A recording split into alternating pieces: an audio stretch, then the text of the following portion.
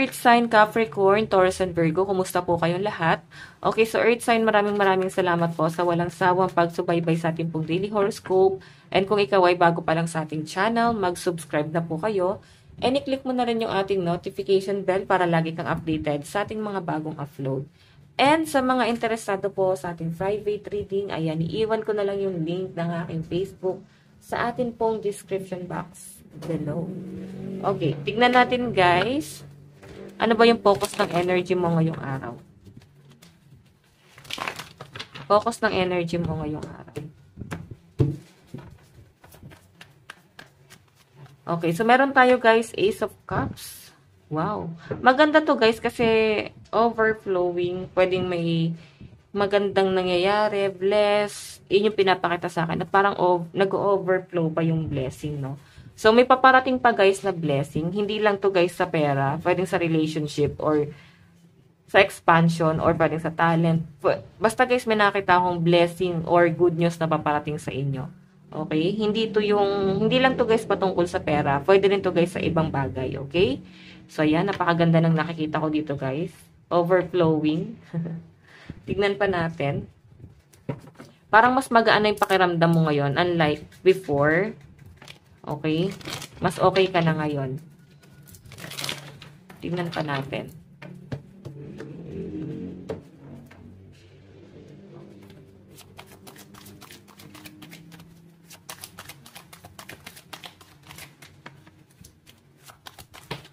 Oops. Apat lang.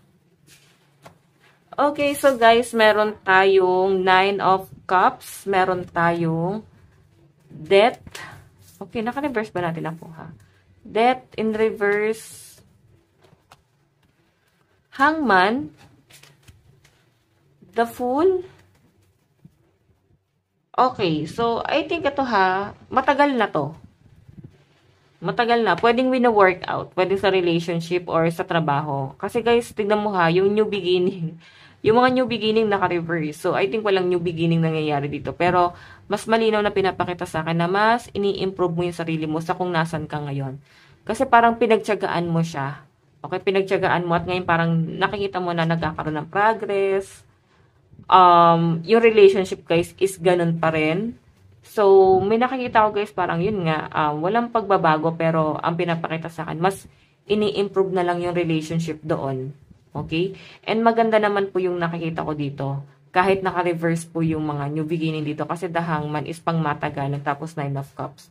Diba? Mas nagtatagal ka doon sa kung ano yung pinufirst mo. At mas nagkakaroon pa guys ng expansion. Mas lumalawak ka pa dyan sa bagay niyan. Mas lumalawak yung kaalaman mo. May alam ka eh. Okay? Pwedeng hindi mo lang siya guys talaga totally ginagamit. Kung ano man tong nalalaman mo na to. Pero sa malinaw na pinapakita sa akin guys. Meron kang alam. Yun yung bagay na hindi alam sa inyo ng ibang tao. Na parang feeling nila, parang kang nagpapanggap na walang alam. Nagpapanggap na parang bobo. Pero nakikita ko guys, mukhang matalino ang mga earth sign. Hindi lang talaga halata, ano, dito. And nakikita ko din guys yung pagiging workaholic ng mga earth sign dito. At parang unti-unti nyo guys nakukuha yung mga bagay na gusto nyo. Okay? Makukuha nyo pa yan guys. Ipagpatuloy nyo lang. May nakikita rin ako dito guys, parang pregnancy. Parang tayo nabubuntis eh. Ayan, may mga buntis ba rito? May nakikita akong ganun eh. Siguro parang matagal na siyang pinag-usapan, pero parang ngayon lang siya guys. Tignan pa natin. Last card. Okay. So, meron tayo guys, Explorer of Pentacles.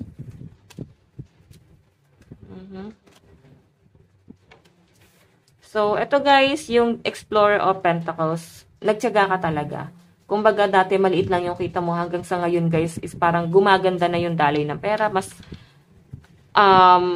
gumaganda yung kita sa pera. Kumbaga mas lumalago na siya guys. Noong una maliit lang talaga. Pinagtiyaga mo lang siya. Siguro passion mo kasi ito eh. Kaya parang hindi kayo guys nakapokus sa kung ano yung kikitain. Pwedeng nakapokus ka dahil gusto mo tong bagay na to. Okay, Explorer of Pentacles and 5 of Cups guys. Ito ha, regret siguro to. New beginning, may mga tao rito na parang hindi pa rin kayo sa tatauhan. Parang ginagrab pa rin yung opportunity kahit na parang nasasaktan. So, paulit-ulit guys yung scenario, no? Walang natatauhan dito guys. sa malinaw na pinapakita sa akin. Mas nakikita ko na parang parang mas pinatataas mo pa yung pride mo. Ganyan. Or, mas pinipili mo na lang guys, manahimik, pero yun nga, mataas pa rin yung pride mo. Hindi ka na lang guys magsasalita.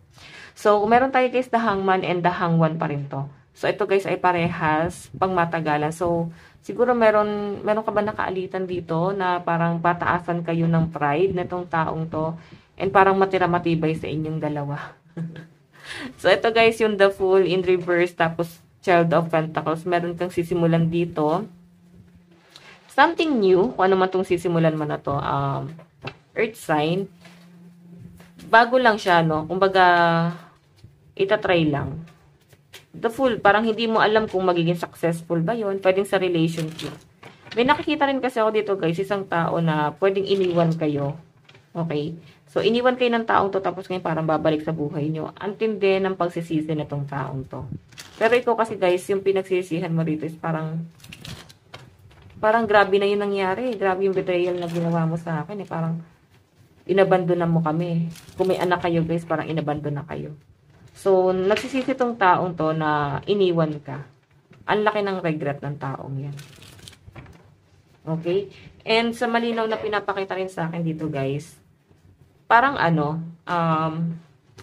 gusto kanyang sundan. Biglang nalaglag to eh, 3 of Wands. Gusto kanyang sundan, pero I think hindi niya alam kung paano kanya susundan. Kung ikaw ay lumalayo na.